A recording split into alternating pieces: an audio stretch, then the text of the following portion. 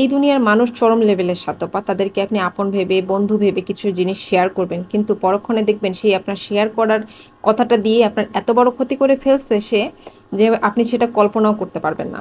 So hello everyone, আসসালামু আলাইকুম। Friday মানে একটু ঘোরাফেরা, খাওয়া-দাওয়া।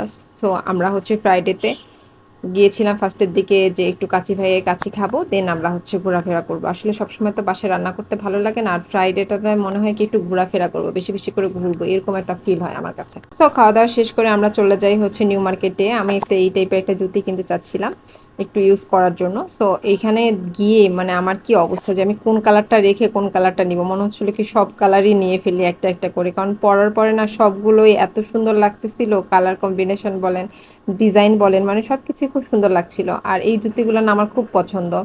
তো এগুলো আমি প্রায় আমার কেনা হয়। তো এইটা কেনার পরে ভাবলাম যে একটু টিএসসির দিকে যাই, ওখানে চা খেয়ে দেন আমরা হচ্ছে একটু মতিঝিলে যাব। মতিঝিলে গেলেই তো ওদের হোম ডেকোরেশনের জিনিসপত্র দেখলে আমার মাথা ঠিক থাকে না।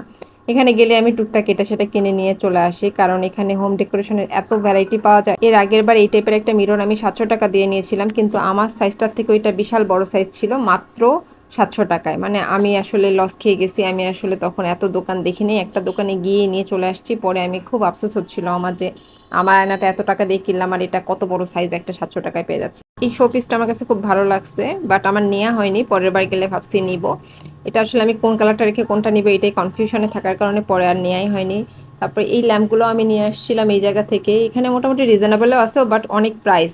আবার তারপরে তো একটা ভ্যান মামার দোকানে, এই যে কক্সবাজারের আচার টাচার থেকে শুরু করে সব কিছু ছিল। নকশি পিঠা আমার অনেক পছন্দ, এখান থেকে একটা নকশি পিঠা নিয়ে নেই।